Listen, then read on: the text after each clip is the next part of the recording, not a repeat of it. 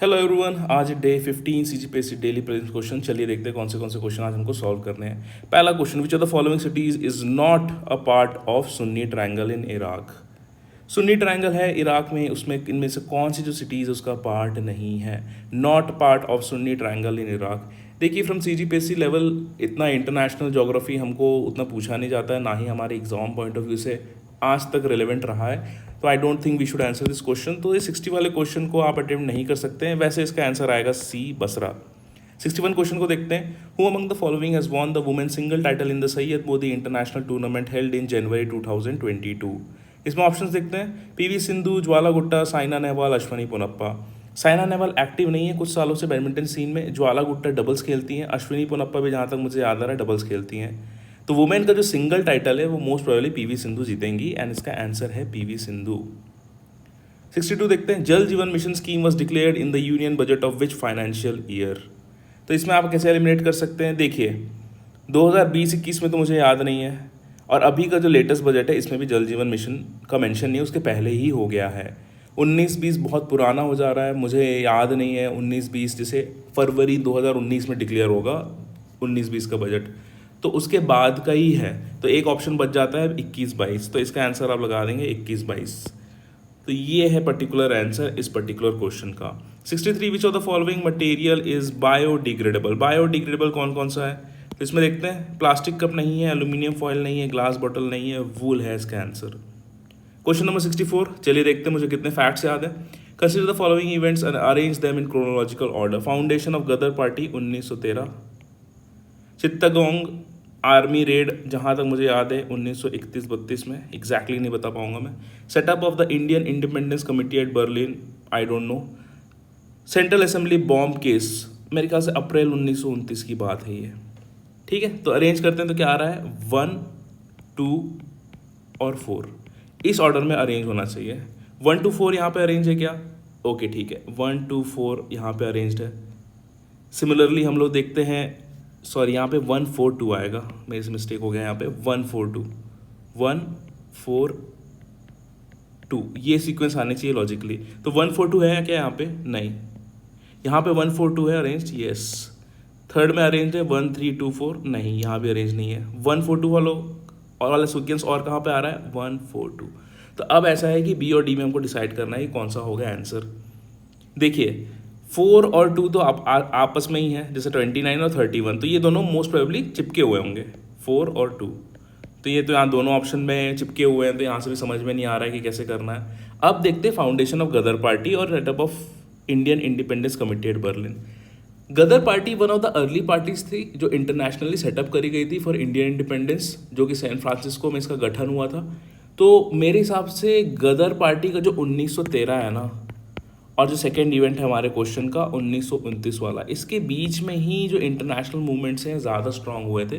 तो अगर मुझे तुक्का लगाना होगा तो मैं यहाँ पे लगाऊंगा 1, 3, 4, 2। मेरे हिसाब से इसका आंसर आना चाहिए बी, और इसका आंसर है बी। ठीक है, तो आप देख सकते हैं किस प्रकार से हमने पहले एलिमिनेट किया है दो ऑप्शंस को, उसके बाद दो ऑप्शन बच गए थे, तो हमने 29 और 31 को ऑलमोस्ट कंसेक्यूटिव इवेंट्स पे अरेंज करने की कोशिश करी। फिर भी यहाँ पे हम लोग हमारा ज़्यादा जुगाड़ बन नहीं पाया, तो हमने ये एज्यूम कर लिया कि ये one of the early internationally active political parties थी फॉर इंडियन कॉज। तो हो सकता है इसके बाद ही ये इंडियन इंडिपेंडेंस कमेटी जो बर्लिन में जो मूवमेंट है वो उसके बाद ही हुआ होगा। तो यहाँ से अगर आप थोड़ा सा दिमाग लगाएंगे तो आपका आंसर आ जाएगा बी। 65 देखते हैं।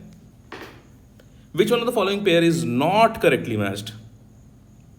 Uttarakhand 70 seat, Goa 40 seat, Uttar Pradesh 403 seat, Manipur 62 seats. इसमें अगर आप थोड़ा सा दिमाग लगाएंगे तो आपको समझ में आ जाएगा कि उत्तर प्रदेश हो सकता है कि सही हो, तो इसके बारे में हम लोग अभी उतना शक नहीं करेंगे इस ऑप्शन में।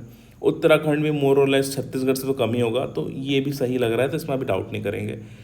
जो थोड़ा सा आपका जो 6 सेंस है वो थोड़ा सा टिंगल होना चाहिए गोवा के 40 में और मणिपुर के 60 में। मणिपुर देखो जो नॉर्थ ईस्टर्न पार्ट है इंडिया का, नॉर्थ ईस्टर्न पार्ट में बेसिकली ये है कि यहाँ पे बहुत डेंस फॉरेस्ट होता है, तो यहाँ के जो लेजिस्लेटिव असेंबलीज है यहाँ पे बहुत कम सीट होती है। और गोवा कंपेरेटिवली एक पुराना शहर है, पोर्टुगीज कल्चर रहा है और डेंसली पॉपुलेटेड है, तो मुझे नहीं लगता है कि नॉर्थ ईस्ट के किसी स्टेट का गोवा से एकदम से ऑलमोस्ट ऑलमोस्ट कह सकते हैं कि 50% ज़्यादा सीट्स होंगी। तो यहाँ पे गोवा और मणिपुर में थोड़ा सा खटकना चाहिए और आपको लगना चाहिए कि मणिपुर में इतनी सीट्स नहीं होंगी। तो मैं होता तो डी ऑप्शन मार के आता है एंड इसका आंसर डी ही है। 66 देखते हैं, इसका आंसर क्या आएगा। Sulphur drug is which of the following types of drug, antibacterial, analgesics, antipyretic और एंटीसेप्टिक। देखिए मुझे कोई आइडिया नहीं है किस प्रकार का ड्रग है, मैं हार्डली इन सबको पढ़ पा रहा हूँ। तो इसका जो आंसर मैं आपको कल पता करके बताऊंगा कि इसका आंसर क्या आना चाहिए, अभी के लिए इसको रहने देते हैं। 67 देखते हैं, which Indian player has won the gold medal in men's 200 metres butterfly swimming event held in Copenhagen in April 2022। देखिए ये भी बहुत ही टिपिकल सा क्वेश्चन है, तो इसका भी मैं आंसर कब आपको कल बताऊंगा। कल के वीडियो में इनका आंसर मैं आपको बताते हुए चलूँगा। तो यहाँ पे जो हम लोग देख रहे हैं, तो पहले का जो आंसर आया है वो है बसरा, सेकंड का आंसर आया पीवी सिंधु, थर्ड का आया है जल जीवन मिशन। 63 का इजी क्वेश्चन था, इसका आंसर है वुल। 64 का भी इजी क्वेश्चन था, इसका आंसर है बी। 65 का हमने डी मारा है जो कि सही है। 66 और 67 का जो ऑप्शंस है वो आपको अभी तुरंत बताता हूँ कि क्या है इनके आंसर। तो दोस्तों फाइनली इसका जो आंसर आएगा सल्फर ड्रग का वो है एक एंटीबैक्टीरियल। सल्फर ड्रग एक एंटीबैक्टीरियल है और सिमिलरली इस जो इवेंट में गोल्ड मेडल जीता है वो साजन प्रकाश जी ने जीता है। तो हम देख सकते हैं यहाँ पे जो लीव करने वाले क्वेश्चंस थे वो कौन से थे, अगर थोड़ा देखेंगे। इराक का सुन्नी ट्रायंगल को आप छोड़ सकते थे, इसको अटेम्प्ट करने की ज़रूरत नहीं थी। सिमिलरली अगर आप देखेंगे क्वेश्चन नंबर 66, इसको आप छोड़ सकते थे, अटेम्प्ट करने की ज़रूरत नहीं था। 67 में बहुत ही टफ काट का करंट अफेयर था। तो हमने यहाँ पे लगभग 1 2 3 4 5 6 7 8 क्वेश्चन थे, उसमें से हमने 1 2 3 4 और 5 क्वेश्चन बना दिए और 5 question out of 8 question is once again a healthy score. ठीक है, तो कुल मिला के बात ये है कि आपको ये नहीं देखना है कि कौन से टफ क्वेश्चन आपने बनाए, आपको ये देखना है कि कौन से इजी क्वेश्चन या फिर ऐसे क्वेश्चन जहाँ के ऑप्शंस देख के मुझे हिट कर सकता था कि किस प्रकार से सॉल्व किया जा सकता है, वो आपने कितने सही किए। क्योंकि इस प्रकार के question these are very tough, आप इनके लिए बिल्कुल भी प्रिपेयर नहीं कर सकते हैं साल भर। ये ऐसे क्वेश्चन है कि ये आते हैं, बनते हैं तो ठीक है, नहीं बनते तो ठीक है, लेकिन जो लॉजिक बेस्ड क्वेश्चंस है जहाँ पे आप देख के ही काट सकते हैं ऑप्शंस को, जैसे 65 क्वेश्चन हो गया, 64 नंबर का क्वेश्चन हो गया, 62 नंबर का क्वेश्चन हो गया, इवन 61 नंबर का क्वेश्चन हो गया। ऐसे क्वेश्चन को जो सही करता है उसका जो कट ऑफ है वो यूजुअली 15 से 20 नंबर ऊपर से ही निकालता है वो।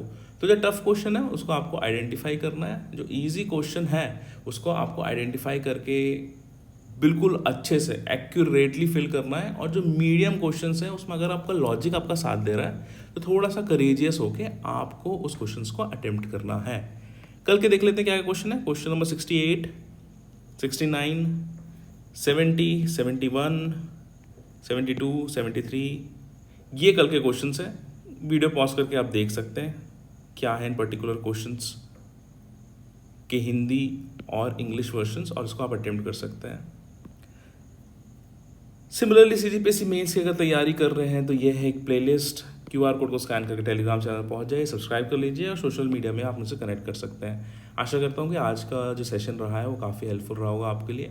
ऐसे ही पढ़ते रहिए, अटेम्प्ट करिए आंसर्स को, यूट्यूब कमेंट सेक्शन में आप अटेम्प्ट करिए। देखिए जब मैं अपने स्टूडेंट डेज में था तो मैं यूजुअली कमेंट करता था इस प्रकार की वीडियोज़ में, क्योंकि बात ये नहीं है कि आपको अपना ज्ञान दिखाना है, बात ये है कि एक बार अगर आपने ऑप्शन लिख दिया है कीबोर्ड से टाइप करके तो वो आपके दिमाग में रह जाता है। फॉर एग्जांपल ये वाला जो क्वेश्चन है, जैसे ये वाला क्वेश्चन है, मान लीजिए ये वाला क्वेश्चन कभी आ गया आपके किसी व्यापम के एग्जाम में, वनडे के एग्जाम में, तो ये साजन प्रकाश अगर आपने कीबोर्ड से टाइप किया है ना तो ये जाना पहचाना टाइप का लगेगा और इसको आप टिक करेंगे और सही हो जाएगा ऑप्शन।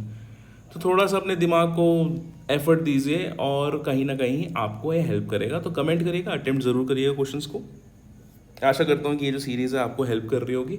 मेहनत करते रहिए, कल मिलेंगे एक और नए वीडियो के साथ। पढ़ते रहिए, इजाज़त लेंगे आपसे। जय हिंद।